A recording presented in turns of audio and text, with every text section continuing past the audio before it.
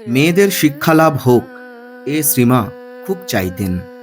বিদ্যার ওপর তাঁর গভীর অনুরাগ ছিল।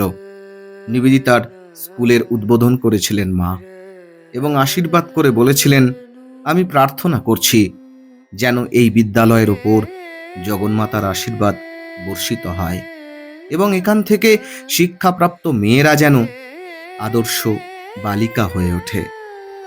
এই স্কুলটির প্রতি সব সময় মায়ের বিশেষ স্নেহদৃষ্টি ছিল।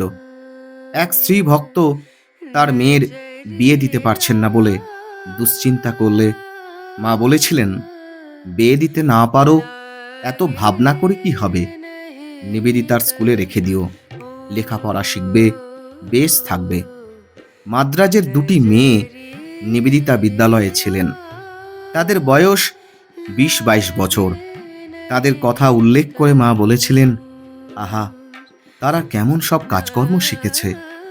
আর আমাদের এখানে পোড়া দেশের লোকে কি 8 বছরের হতে না হতেই বলে, পরগোত্র করে দাও, পরগোত্র করে দাও। আহা, রাধুর যদি বিয়ে না হতো তাহলে কি এত দুঃখ দুর্দশা হতো? একদিন রাধুদি সামনের মিশনারি স্কুলে যাবেন বলে খেয়ে দিয়ে কাপড় পরে প্রস্তুত। এমন সময় গোলাপ মা এসে মাকে বললেন, বড় হয়েছে মেয়ে, এখন আবার স্কুলে যাওয়া কি? এই বলে রাধুকে যেতে নিষেধ করলেন। রাধু কাঁদতে লাগলো।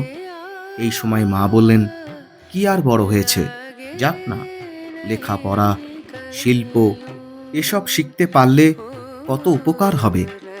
যে গ্রামে বিয়ে হয়েছে এসব জানলে নিজের ও অন্যের কত উপকার করতে পারবে। কি বলো মা? রাধুদি মায়ের কথায় স্কুলে গেলেন।